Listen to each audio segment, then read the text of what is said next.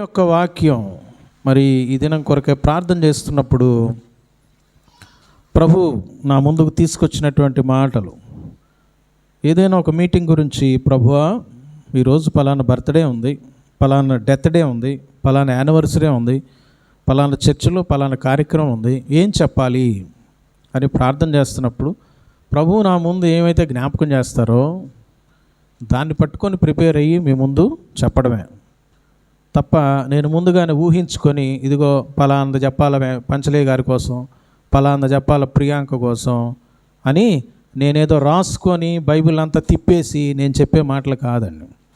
దయచేసి ఎవరు కూడా నన్ను తప్పుగా అర్థం చేసుకోవద్దు. ప్రియులరా, మరి ఒక్కరి కోసం ఒకవేళ నేను ప్రిపేర్ అయ్యి వచ్చి చెబితే ఒకళ్ళ కోసం చెప్పొచ్చు. ఎక్కడైనా మనం సువార్తకి వెళ్ళినప్పుడు ఒకళ్ళకే చెప్తాం మెసేజ్. ఏదైనా మీటింగ్కి వెళ్ళాం, ఒక మీటింగ్ అలీపురం దగ్గర మీటింగ్ పిలిస్తే యానివర్సరీ అని పట్టుమని ఒక 10 మంది ఉన్నారు అంతే. నేను చెప్పను 10 మంది కానీ ఇంటికి రాలా. ప్రభు ఏమైతే మాటలు చెప్పమన్నాడో అవి చెప్పేసి వచ్చా. అర్థమైందండి? కనుక మనం ఇంతమంది ఉన్నాం, దరిదాపు ఒక 50 మందివి. మనందరి కోసం ప్రభు ఏ మాటలు ఇస్తాడో, ఎవరు ఏ అవసరతలో ఉన్నారో, ఎవరు ఏ రుగ్మతలో ఉన్నారో నాకు తెలియదు, కానీ ఎవరికి తెలుసండి? దేవుడికి తెలుసు. కనుక దేవుడు మనందరి యొక్క ఆత్మీయ అక్కర్లు, అంతేకాదు వాక్యాన్ని నేను ప్రిపేర్ అయ్యి మీకు తెలియపరుస్తున్నప్పుడు ఆ వాక్యం నాకు కూడా నా జీవితంలో ఏమైతే లోపాలు ఎక్కడైనా ఉంటే వాటికి కూడా ఆన్సర్స్ ప్రభు ఇస్తాడు. అర్థమైందండి? ఇప్పుడు ఆ విధంగా లేకపోతే ప్రపంచంలో ఉన్నటువంటి దైవ సేవకులు అందరూ వాళ్ళు ఇతరులకు చెప్పేవాళ్లే కానీ ఎక్కడ కూర్చొని వినటం అనేది చాలా తక్కువ ఉంటుంది. ఏదో పాస్టర్స్ ఫెలోషిప్ లాంటి ప్రోగ్రాంలోనో, ఇంకేదైనా స్పెషల్ ప్రోగ్రాముల్లోనో, ట్రైనింగ్ ప్రోగ్రాములలో వాళ్ళు వెళ్ళి నేర్చుకుంటూ ఉంటారు, మంచిదే. అయితే అదొక్కటే సరిపోద్దా అంటే సరిపోదు. చెప్పే వాక్యం 2 అంచులు గల వాడి అయిన ఖడ్గం కంటే పొదునుగా ఉంటుందంట. అది చెప్పేవాడికి వినేవాడికి ఇద్దరికీ కూడా గుచ్చుకుంటుందండి. ప్రియులరా, ఇద్దరికీ అది అనే విషయాన్ని మనం గమనించాలి. కనుక ఈ 1 తెస్సలోనిక పత్రికను ప్రభు నా ముందుకు తీసుకొచ్చారు. ఈ యొక్క 18 వచనాలు మనం ధ్యానం చేయం. మచ్చుకు 3 పారాగ్రాఫ్లు ఉన్నాయి. ఏమండి? 3 పారాగ్రాఫ్లు. 1 నుంచి 8 వరకు ఒక పారాగ్రాఫు, 9 నుంచి 12 వరకు ఒకటి, 13 నుంచి 18 వరకు ఒకటి. 3 విషయాలు. ప్రియులారా, ఈ రోజున మనల్ని ప్రభు సరి చేసుకోమంటున్నాడు, పరిశీలన చేసుకోమంటున్నాడు. ఎలా ఉన్నావో, ఎలా నడుచుకుంటున్నావో ఒకసారి సెటరైట్ చేసుకోమంటున్నాడు. ఆరాధన వర్తమానంలో ప్రభు ఏమై ఉన్నాడో తెలుసుకొని ఆరాధన చేస్తాం. బల్ల వర్తమానంలో ప్రియులారా, మనం ఎలాగున్నామో తెలుసుకొని, మన తప్పిదాలు ఒప్పుకొని, విడిచిపెట్టి తీర్మానం చేసుకొని బలలో యుక్తంగా చేయాలి. ఈ వర్తమానం ఎందుకు? మనలో ఉన్న లోపాలని చూపిస్తున్నాడు ప్రభు. చూపిస్తాడు ఖచ్చితంగా, బల్ల వర్తమానంలో చూపిస్తాడు దేవుడు. ఎందుకు ఈ మాటలు అని అంటే, నీకు అవసరం లేదనంటే నీ ఇష్టం, ఇంకా నేనేం చేయలేను. నా కోసమే ప్రభు, నాతో ఏం మాట్లాడతావు చెప్పు అనే ఉద్దేశంతో మనం దేవుని సన్నిధిలో కూర్చుందాం. ప్రియులారా, మొట్టమొదటి విషయాన్ని ప్రభు మొదటి 8 వచనాల ద్వారా మనతో మాట్లాడుతున్నాడు. ఏంటో తెలుసండి? 3వ వచనాన్ని చదువుకుందాం. మీరు పరిశుద్ధులగుటయే అనగా మీరు జారత్వమునకు దూరముగా ఉండుటయే దేవుని చిత్తము. పరిశుద్ధులుగా ఉండాలంట మనం. యేసు ప్రభువుని నమ్మినటువంటి బిడ్డలమైన మనము రక్షింపబడ్డాం, బాప్తీసం తీసుకున్నాం అని చేతులు ఎత్తారు చూసారా? అటువంటి వారమైనటువంటి అందరూ ఈ రోజున పరిశుద్ధంగా ఉన్నామా? ఒకటే ప్రశ్న, సూటి అయిన ప్రశ్న. నీ జీవితం ఎలా ఉంది? మా పాప వింటున్నారా? పరిశుద్ధంగా ఉందా? పరిశుద్ధంగా అంటే ఈరోజు నేను అబద్ధం ఆడలా, ఈరోజు నేను టీవీలో సినిమా చూడలా, పలాందనేనా ఆ పని చేయలా, నేను ఒక 2 రోజులుగా చెడ్డ మాటలు మాట్లాడలా. నువ్వు ఈ 2 రోజులు, ఒక రోజు, ఒక పూట, ఒక విషయం గురించి కాదు. పరిశుద్ధ జీవితం అని అంటే గ్రీకు భాషలో హ్యాగియాజో అనేటువంటి మాటతో సూచించారండి. దాని అర్థం ఏంటో తెలుసండి? ఏ సపరేటెడ్ లైఫ్ అంటాం. ప్రత్యేకింపబడినటువంటి జీవితం. నువ్వు 10 మందిలో ఉన్నావు, 10 మందిలో అందరూ కూడా ఇష్టం వచ్చినట్టుగా ఎంజాయ్ చేస్తున్నారు, రకరకాలుగా మాట్లాడుతున్నారు, తాగారు, తందనాలు, బండబూతులు తిట్టుకుంటున్నారు. వాళ్ళల్లో నువ్వు వాళ్ళలాగా ప్రవర్తించవు. Your life will be a separated life. అందరు చేస్తున్నట్టే నువ్వు చెయ్యు. అందరూ ఏది కరెక్ట్ అనుకుంటున్నారో దాన్ని బట్టి పోవు. అంటే అది కరెక్ట్ అయితే కరెక్ట్ అనే పోతావు. లోకం ఏది కరెక్ట్ అనుకుంటుందో, లోకం ఏది చెడు చేసినా ఇది మంచి అనుకుంటుందో ఆ దారిలో నువ్వు పోవు. ఎందుకంటే నిన్ను దేవుడు తన రక్తంతో కడిగి పవిత్రపరిచాడు, సపరేట్గా పెట్టాడు. వింటున్నారా?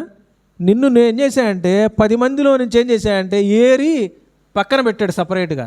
ఇప్పుడు నీ జీవితం సపరేట్గా చూపించాలా, సపరేట్గా ఉండాలా.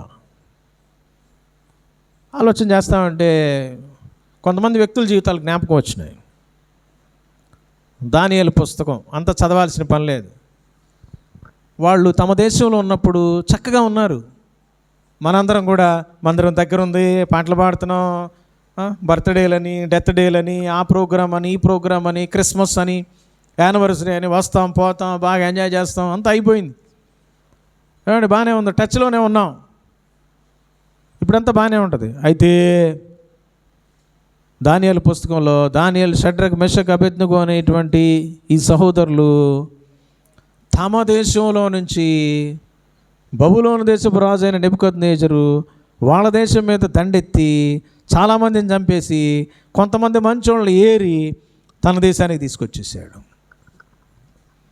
వాళ్ళకిప్పుడు వాళ్ళ మందిరాలు లేవు, వాళ్ళ సహవాసం లేదు, వాళ్ళ ప్రజలు లేరు, సపరేట్గా ఉన్నారు ఒక ప్రదేశంలో. అటువంటి సమయంలో మనం కనుక గమనిస్తున్నట్లయితే మనం మందిరంలో ఉన్నప్పుడు చాలా జాగ్రత్తగా ఉంటాం. విశ్వాసులు ఉన్నారు అని అంటే కొద్ది జాగ్రత్తగా ఉంటాం.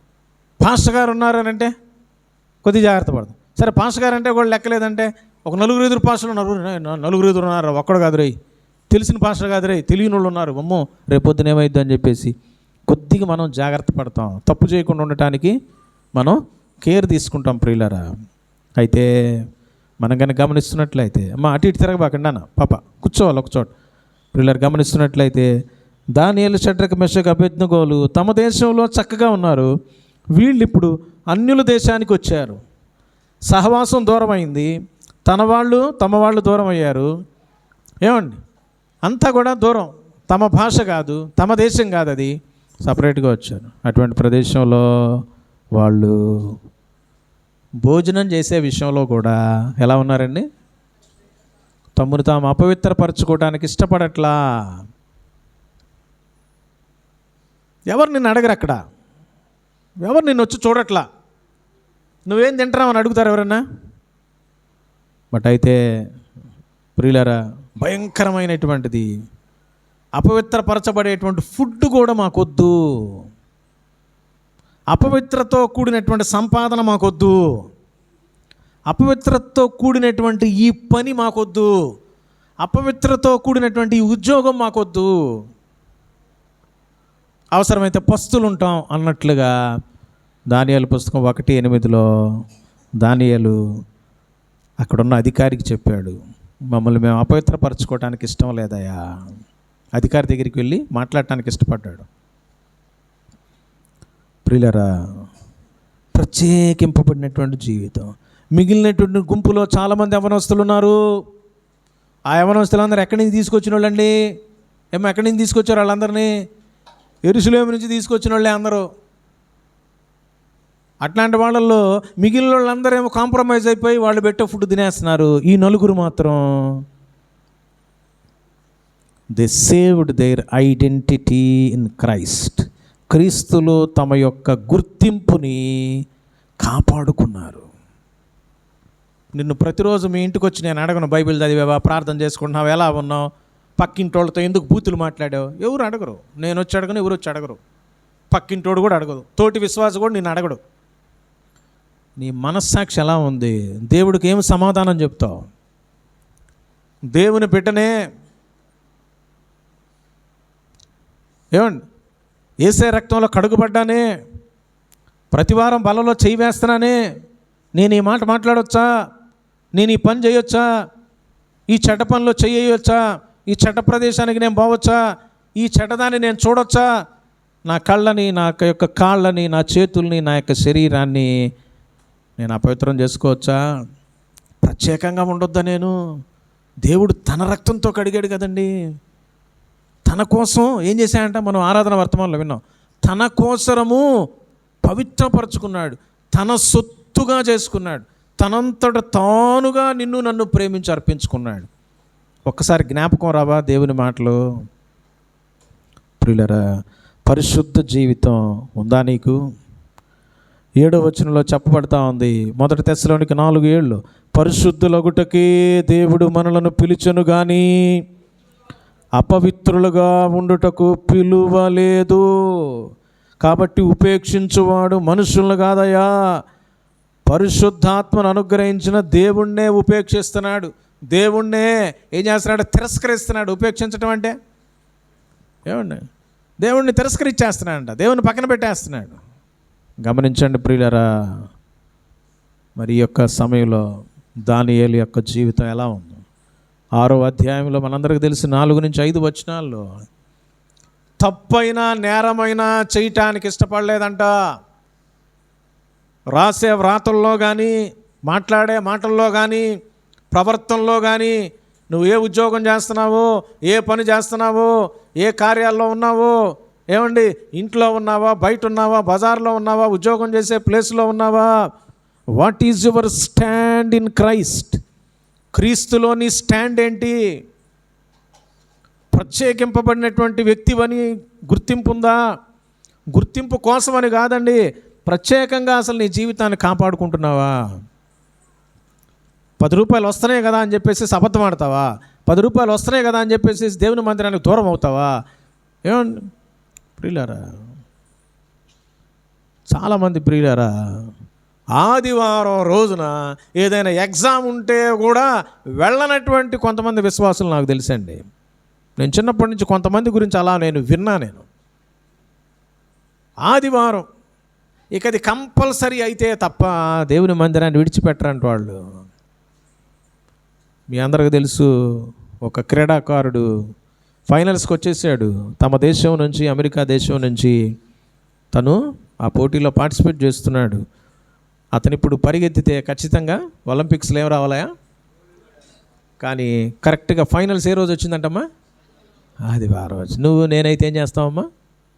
మనం ఇంటి దగ్గర బాగలేదు సార్, కడుక్కుంటున్నా, పిల్లలకు ఒంట్లో బాగలేదంటే వంట చేస్తున్నా, ఏమండి ఆ పని ఉందండి, ఈ పని ఉందండి అని చెప్పేసి ఎన్ని సాకులు చెప్తాం.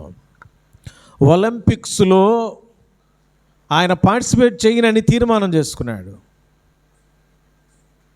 దేశం నుంచి ఫోన్ వచ్చింది, ప్రెసిడెంట్, అయ్యా నువ్వేందా ఈ పని చేసేట?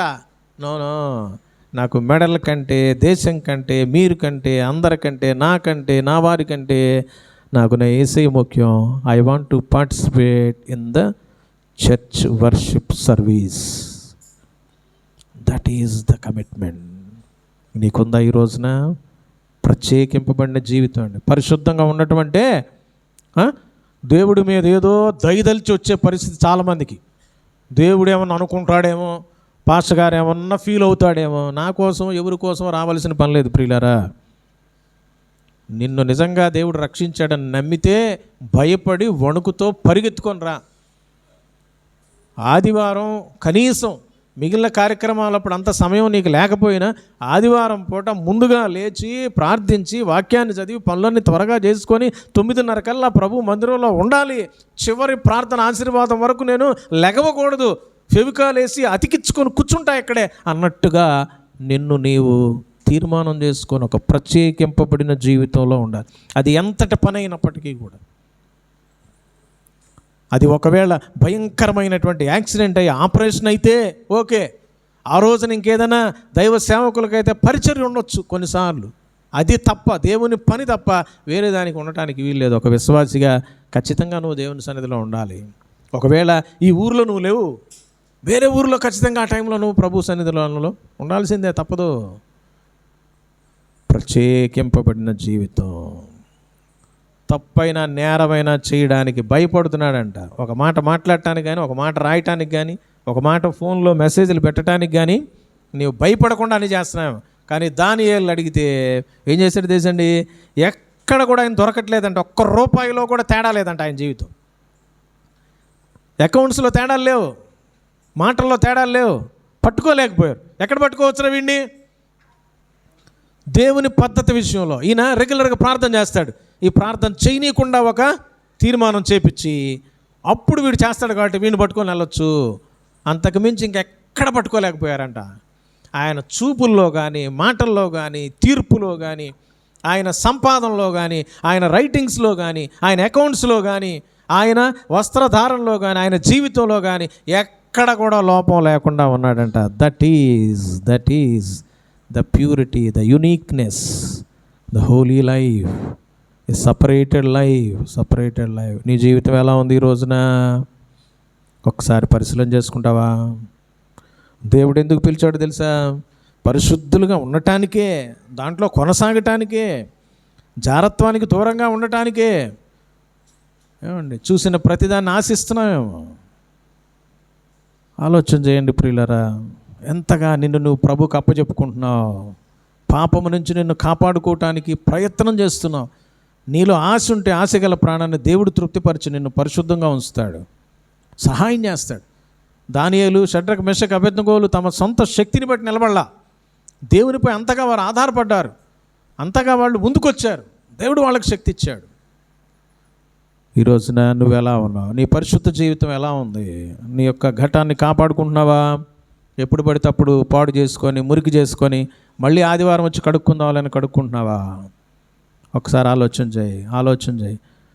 నీ జీవితం, నీలో ఉన్నటువంటి వక్ర చేష్టలు, వక్ర బుద్ధి, చెడ్డ ఆలోచనలు, చెడు తలంపులు, ఏమండి, ఎదుటి వ్యక్తి యొక్క జీవితాన్ని చూస్తూ నీ మనసులో, హృదయంలో ఏమేమైతే చెడ్డ ఆలోచనలు, కోరికలు నువ్వు పెట్టుకొని ఉన్నావో అవన్నీ నీ భార్యకో, నీ భర్తకో, నీ పిల్లలకో, నీ తోటి వారికో, ఏమండి, నీ ఎదురుగా ఎవరి గురించి అయితే నువ్వు ఆలోచన చేస్తున్నావు ఆ వ్యక్తికి తెలిస్తే నీ చంపల వాయిచి అక్కడికక్కడే కత్తి తీసుకొని కసకస పొడిచి చంపేస్తారు. గుర్తుపెట్టుకో. నీ అంతరంగంలో ఉన్న విషయాలు బయటికి కనపట్లేదు కాబట్టి చెల్లుబాటు అయిపోతూ ఉంది. కానీ నీ అంతరంగంలో ఉన్న విషయాలు ఎవరికి తెలుసా? యేసయ్యకి తెలుసు. ఆ విషయం గుర్తెరిగినటువంటి దానియేలు, షడ్రక్, మెషక్, అబేద్నెగోలు ప్రభువు కోసం తీర్మానం చేసుకున్నారు. ప్రత్యేకింపబడిన జీవితం కోసం పరితపించారు. పరిశుద్ధంగా తమ్మును తాము ఏర్పాటు చేసుకున్నారు. అందుకే యోసేపు కానీ, అందుకే యోబు కానీ, ఏమండి, దేవుని భక్తులందరూ కూడా తమ పవిత్రతను కాపాడుకున్నారండి.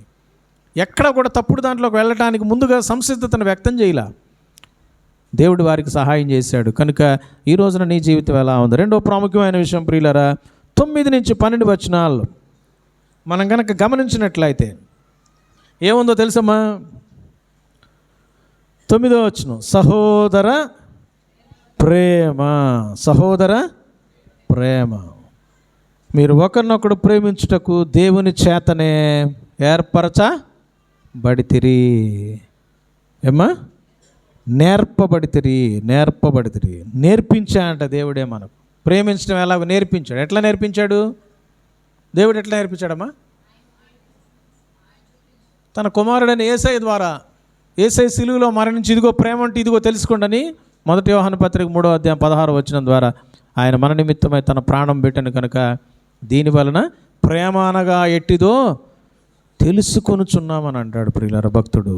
కనుక ఈ రోజున ప్రేమను నేర్పించడానికి ఇష్టపడుతున్నాడు. మత్తయి 11:29 అంటున్నాడు, నేను సాత్వికుడును, హలో పాప ఇటు చూడండి, నేను సాత్వికుడును, దీన మనస్సు గలవాడును, నా యొద్దకు వచ్చి. అంటే ఆయన ఎట్లా అంటాడంటమ్మా? ఆయన ఎట్లా అంటాడంట? నేర్పించడానికి ఇష్టపడతా ఉన్నాడు కదా. నేర్చుకోండిరా బాబు, నేర్చుకోండిరా నాయన అని అంటామంటే గురువారం బైబిల్ స్టడీకి మనం ఎన్ని సాకులో ప్రార్థనప్పుడు రాం, వాక్యం స్టార్ట్ అయిన 5 నిమిషాలకు వస్తాం, అయిపోయిన వెంటనే పరిగెత్తుకొని వెళ్ళిపోతాం. ఏది ఆసక్తి నీకు? దేవుడు మాత్రం ఆకాశం నుంచి నిప్పులు కురిపించాలా, అగ్ని రథాలను పంపించి మనల్ని తీసుకెళ్ళాలి పరలోకానికి. ఏమండి, నువ్వు ప్రార్థన చేస్తే వర్షం ఆగిపోవాలా, కావలసినప్పుడు వర్షం రావాలా? చేస్తాడయా జోసఫ్ ఊరకనే? ఏమి చేయడు. ఈరోజున ప్రియులరా గమనిస్తున్నట్లయితే ఇక్కడ 9 నుంచి 12 వచనాల్లో సహోదర ప్రేమ అంట. ఒకరినొకరు ఏం చేయాలండి మనం? యేసు ప్రభు వారు మన కోసం మనల్ని ప్రేమించాడు. యేసు ప్రభు ప్రేమించాడు నాన్న నితేష్. యేసు ప్రభు ప్రేమించాడు. ఎట్లా ప్రేమించాడు నిన్ను? ఏం చేశాడు నీకు చెప్పు? యేసు ప్రభు ప్రేమించాడు అన్నావు, ఏం చేశాడు నీకోసం? ప్రాణం పెట్టాడా? నీకోసమైనా పెట్టింది తెలుసుగా. ప్రాణం పెట్టి ప్రేమించాడు. మరి ఆ ప్రేమను నువ్వు అర్థం చేసుకుంటే నువ్వు కూడా ఏం చేస్తావు? ఇతరుల కోసం ప్రాణం పెట్టేంతగా ప్రేమించాలి. మనము ఎవరైనా ఏదైనా రే ఇట్ట కాలు ఎత్తి చంపేస్తా, అది ప్రేమ కాదు, ద్వేషం. ప్రియులరా, నిజంగా యేసు ప్రభువారి యొక్క ప్రేమ అల్టిమేట్ అండి. తల్లి అయిన మరచునేమో కానీ నేను నిన్ను మరువను అంటున్నాడు ప్రభువారు. అది తల్లి కంటే గొప్ప ప్రేమ.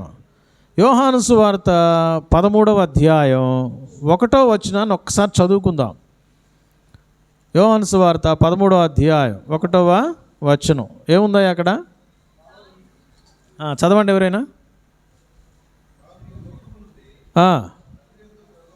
తండ్రి వద్దకు వెళ్ళవలసిన గడియ వచ్చెనని యేసు పస్కా పండుగకు ముందే ఎరిగిన వాడై లోకములోనున్న తన వారిని ప్రేమించి వారిని అంతము వరకు ప్రేమించెను. ఏంటంటండి?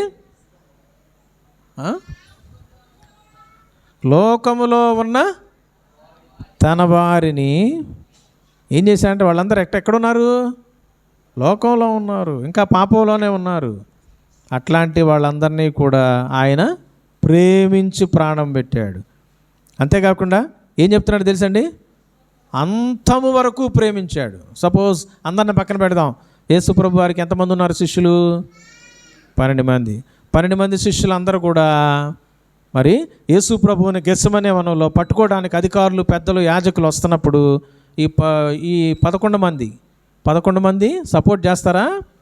వీళ్ళందరూ నిలబడ్డారు. అడ్డే ఉన్నా చంపండి ముందు మమ్మల్ని చంపిన తర్వాత యేసయ్య దగ్గరికి వెళ్ళాలా కదా.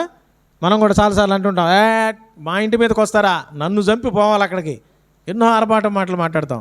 కానీ అవసరమైనప్పుడు ఏం చేస్తామండి? అస్సలు తప్పించుకొని వెళ్ళిపోతాం. ప్రియులారా, ఇక్కడ గమనిస్తూ ఉన్నప్పుడు 12 మంది శిష్యుల్లో ఒకడేమో ఆల్రెడీ యేసయ్యను నమ్మేయటానికి 30 వెండి నాణాలకి ఒక డీల్ కుదుర్చుకున్నాడు. మిగిలిన 11 మంది ఏం చేశారయ్యా? ప్రార్థన చేయటానికి ఏమో వచ్చారు, కానీ ప్రార్థన చేయాలని నిద్రపోతూ ఉన్నారు. ఈలోపు అధికారులు, పెద్దలు వచ్చేసేసారు. వాళ్ళందరూ వచ్చినప్పుడు అందరూ ఏమైపోయారంట? పారిపోయారు. ఒక్కడ కూడా దగ్గర లేడు. ఒక ఆయన మాత్రం ఏం చేశాడు? అక్కడున్న సైనికుడు చెవి నరికేశాడు. అది యేసు ప్రభుకి ఇంకా అవమానకరమైన పని చేశారు వాళ్ళు. 3.5 ఏళ్ళ నుంచి ఏంది నేర్చుకుందాడా? చంపమని నేర్పించాడా? నరికేయమని నేర్పించాడా యేసు ప్రభువాను? యేసు ప్రభు విషయంలో అంత ఘాతుకమైనటువంటి జీవితాన్ని ప్రదర్శిస్తే ఈ రోజున అనేక మంది విశ్వాసులు సైతం దైవజనుల విషయంలో ఆ విధంగా కూడా ప్రవర్తిస్తున్నారేమో. ప్రపంచమంతటా మనం చాలా చోట్ల గమనించవచ్చు. సాక్ష్యాలు కోల్పోతున్నారు ప్రియులారా. అయ్యో, ఇన్నేళ్లు పడినటువంటి శ్రమంతా వృధా అయిపోయిందే. చూడు, ఆ మనుషుని చంపడానికి పోయాడు, కొట్టడానికి పోయాడు, కోర్టు కేసు పెట్టాడు, అట్ట చేశాడు. ఏమండి, ఒక తప్పుడు పని వల్ల ఎవరికి అవమానం వస్తుందో తెలుసా? దైవజనులకు అవమానం వస్తుంది, దేవుడికి అవమానం వస్తుంది ప్రియులారా. దేవుడికి అవమానం వస్తుంది. ఆచితూచి మాట్లాడాలి, పద్ధతిగా మాట్లాడాలి, పద్ధతిగా బిహేవ్ చేయాలి. ప్రియులారా, 11 మంది కూడా చల్లాచెదరైపోయారండి. పరిగెత్తుకొని వెళ్ళిపోయారు, వాళ్ళని అరెస్ట్ చేస్తారనని. ఈ రోజున వాళ్ళు ఆ విధంగా చేస్తారని ముందుగా తెలుసు, ఇంకా జరగల కార్యక్రమం. కానీ 13వ అధ్యాయం 1వ వచనంలో వాక్యం ఏం సెలవిస్తూ ఉందంటే, లోకములో ఉన్న తన వారిని ఆయన ఏం చేశాడండి? ప్రేమించి ఆగిపోలా. ఇంకోటి ఏంటంట? వారిని అంతం వరకు ప్రేమించాడంట. అంతం వరకు. అర్థమైందండి? అంతం వరకు అంటే ఎప్పుడు దాకమ్మా? యేసు ప్రభు చనిపోయేంత వరకా? అంతం అంటే ఈ లోకమంతా కూడా అంతం అయిపోయేంత వరకు కూడా ఆయన ప్రేమిస్తూనే ఉంటాడంట. సహోదర ప్రేమ it has to be continued. ఇంతకంటే గొప్ప ఎగ్జాంపుల్ నాకు బైబిల్లో కనిపించలా. ప్రభు అదే జ్ఞాపకం చేశాడు. ప్రియులారా, నువ్వు ప్రేమిస్తావా? ఎదుటి వ్యక్తిలో తప్పు ఉందని తెలిసి ప్రేమిస్తావా? ప్రార్థన చేస్తావా వాళ్ళ కోసం? ఏమండి, ఆ వ్యక్తి ఎదురుగా వస్తే చేతులు జోడించి వందనాలు చెప్పగలవా? లేదు. మనసులో బాధ, కుట్ర ఏదో ఉంది నీకు. కానీ వాక్యం సెలవిస్తూ ఉంది, ఇన్ని కుట్రలు చేస్తున్నారు, కుట్ర చేసి నన్ను అప్పగించబోతున్నాడు. మిగిలిన వాళ్ళందరూ కూడా సాక్షులుగా లేరు, చచ్చిపోవటానికి సిద్ధమన్నారు. కానీ అందరూ చెల్లాచెదరైపోతారని ముందుగానే ఎరిగి కూడా స్టిల్ ఆయన యొక్క వాక్యం సెలవిస్తూ ఉంది, ఆయన ప్రేమించాడు అంతం వరకు కూడా. ఈరోజు కూడా నీవు నేను మనందరం ఆయనకు విరుద్ధంగా ప్రవర్తిస్తామని, ఆయనకు వ్యతిరేకమైన పనులు చేస్తామని తెలిసి కూడా నీకోసం నా కోసం ప్రాణం పెట్టి తిరిగి లేచాడు. ఇప్పటికీ స్టిల్ ఆయన ప్రేమిస్తూనే ఉన్నాడు. తన యొద్దకు వచ్చి వారిని తోసేస్తున్నాడా? తోసేయట్లా. పశ్చాత్తాప మనసుతో ఆయన దగ్గరికి వస్తే ఆయన ఏం చేస్తున్నాడండి?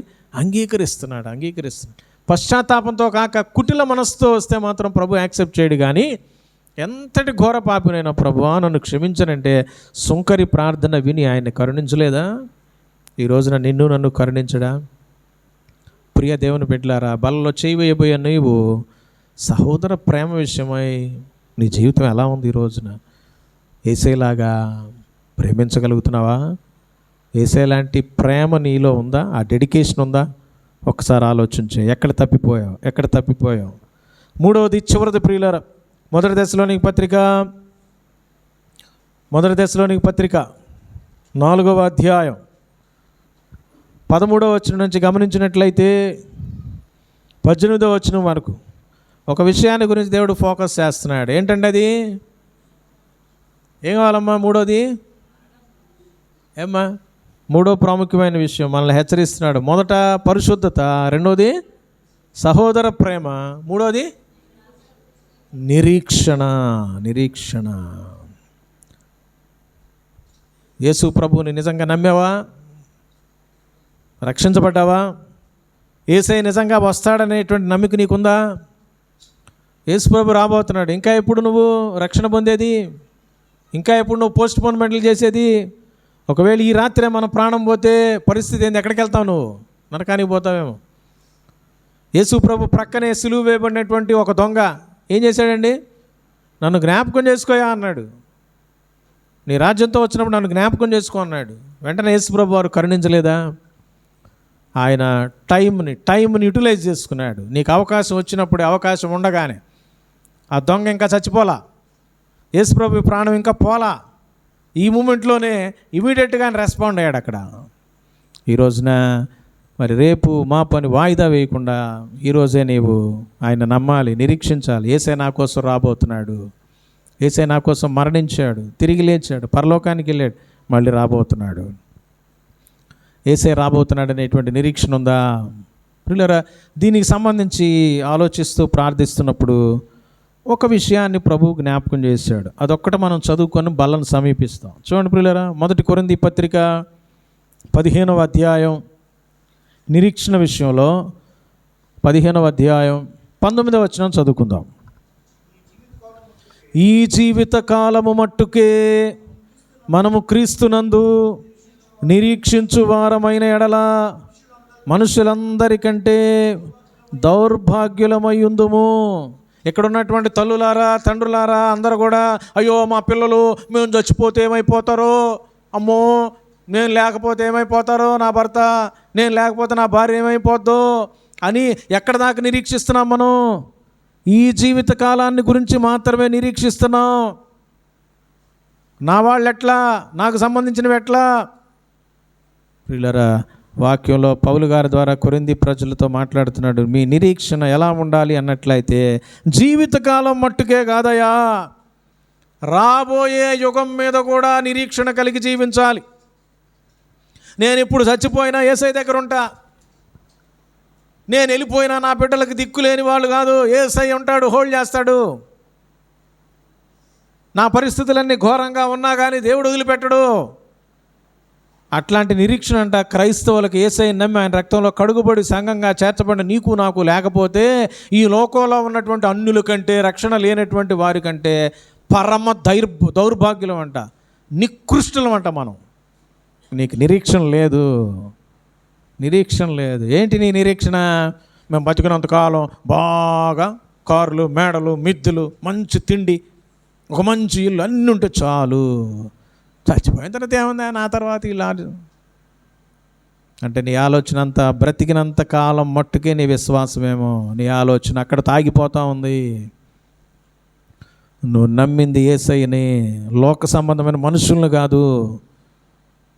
ప్రియులారా గమనించండి, గమనించండి. నీ నిరీక్షణ ఈ రోజున ఎలా ఉంది? ఈ జీవితకాలం మట్టుకేనా? ఈ జీవితం సమాప్తం అయిపోయిన తర్వాత కూడా ప్రభుతో ఉంటా. ప్రభు నాకున్నాడు, ప్రభు నన్ను విడిచిపెట్టడు. మన యోబు గారు అంటాడు కదా, యోబు గ్రంథంలో ఏమంటాడు తెలుసండి? ఆయన భయంకరంగా కృషించిపోయి ఒళ్ళంతా కురుపులు వచ్చేసి మనిషికి తిండి తిప్పలు లేక గోనెపట్టు కట్టుకొని భయంకరంగా ఏడుస్తూ మరి దుఃఖపడుతున్నటువంటి పరిస్థితుల్లో, స్నేహితులు సైతం చేదరించుకున్నటువంటి పరిస్థితుల్లో ఆయన ఒక మాట ఏం చెప్తున్నాడు తెలుసా? నా చర్మము చీకిపోయిన తరువాత ఈ దేహంతోనే నేను ఆయన చూస్తా అంటున్నాడు. అంటే ఎట్లాంటి నిరీక్షణ ఉంది ఆయనకి? ఇదంతా పోతే అట్లా నా జీవితం అని అనుకోవట్లా. ఇది ఎట్టబోయినా పర్వాలా, దేహమందున్నను దేహమును విడిచినను ఆయనకి ఇష్టలమై ఉండాలని అంటున్నాడు. చులకనైనటువంటి ఈ శ్రమను చూసి మేము భయపడలేదు అంటున్నాడు. 2 కొరింథీ పత్రిక 4వ అధ్యాయం చివరి వచనాల్లో, అయ్యా పైకి మేము నశించిపోతున్నామేమో, లోపల మేము యవనస్తులమే అంటున్నాడు. అంటే మా ధ్యాస అంతా కూడా లోక సంబంధమైనటువంటి వాటిని చూస్తూ ఇవి అవి అవి ఇవి వీటిని బట్టి బేస్ చేసుకొని లేము. మా యొక్క ధ్యాస అంతా కూడా కంటికి కనిపించని ఆ పరలోక రాజ్యం, కంటికి కనిపించినటువంటి యేసయ్య, ఆయన మీద ఉందో మాకు ధ్యాస. మా నిరీక్షణ లోక సంబంధం వరకు మాత్రమే, లోకం వరకే సీమితం అయిపోలా. This is not limited to this worldly things, but our hope is for the heavenly things. భూ సంబంధమైన వాటి మీద మనస్సు పెట్టుకోవద్దు. ఎక్కడ పెట్టమన్నాడు మరి?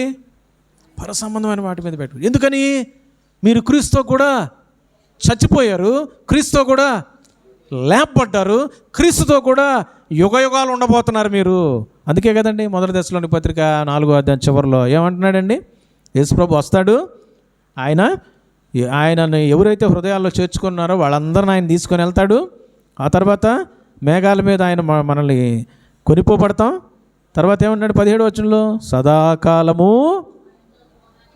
ఆయనతో ఉంటాం. ఈ లోకంలో ఏడవ మనకు మట్టి 6 అడుగుల స్థలం కూడా లేదా, అది లేదా, ఇది లేదా. భయపడొద్దు, నువ్వేమైపోయినా పర్వాలా, యేసుప్రభుని నమ్మేవా?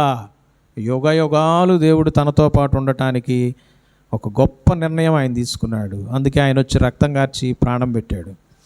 ఈ రోజున నీ నిరీక్షణ ఎలా ఉంది? లోక సంబంధంగానే ఉందా? అంతవరకు ఆగిపోతుందా? ఒకసారి ప్రియులరా ఆలోచన చేయండి. 3 ప్రాముఖ్యమైన విషయాలు మనం విన్నాం. మన జీవితాన్ని పరిశీలన చేసుకుంటూ బలలో చేస్తాం. మొట్టమొదటిది ఏంటమ్మా? ప్రియ స్త్రీలారా, పురుషులారా, పెద్దలారా, పిల్లలారా, పరిశుద్ధంగా ఉన్నావా? నీ ఆలోచనలు, తలంపులు, నువ్వు చూసేవి చేసేవి అన్నీ నీ పక్కనే కూర్చొని మీ నాన్న చూస్తుంటే నువ్వు ఒక్కడవే ఉండి ఏం చేస్తున్నావో, ఒక్కదాని ఉండి ఏం చేస్తున్నావో, ఒక్కడవే ఉండి ఎవరితో ఫోన్లో మాట్లాడుతున్నావో, నీ మనసులో హృదయాన్ని చదివేటువంటి కెపాసిటీ నీ ఎదురుగా ఉన్నటువంటి వ్యక్తికి ఇస్తే ధైర్యంగా నిలబడగలవా? చదువుకోండి కదండి. కొంతమంది ఫోన్లు పక్కన వాళ్ళకి ఇవ్వడానికి భయపడతారు. కారణం ఏంటో తెలుసా? ఆ ఫోన్లో చాలా సీక్రెట్లు ఉన్నాయి.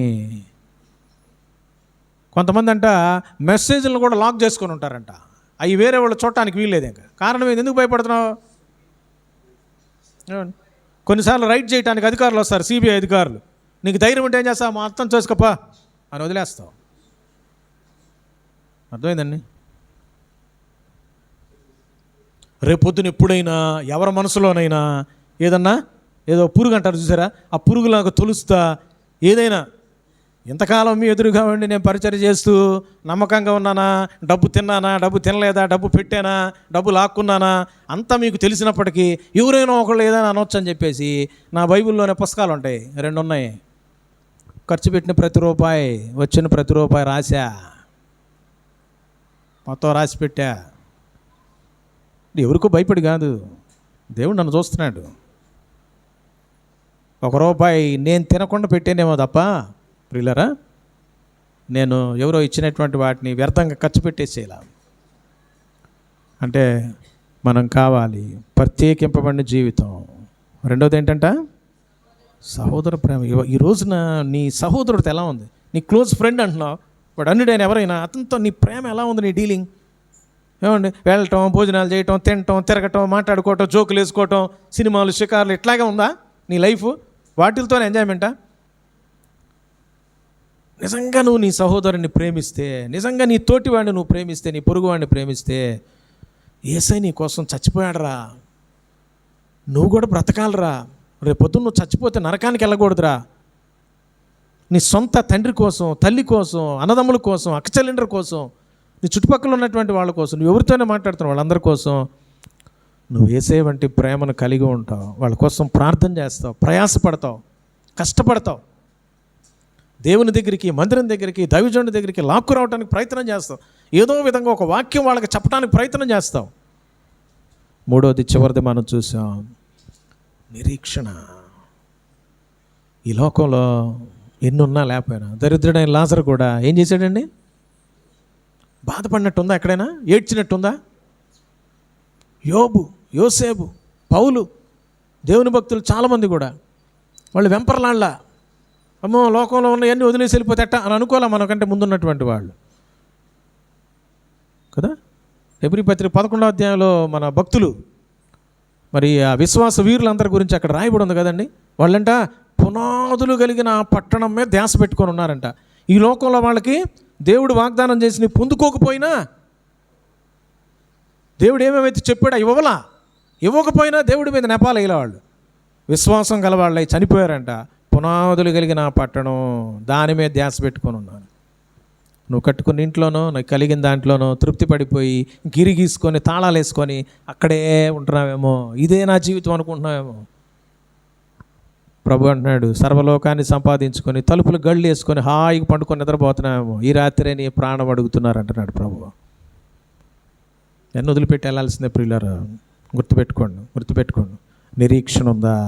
దీని తర్వాత జీవితం ఉంది, అది పర్మనెంట్.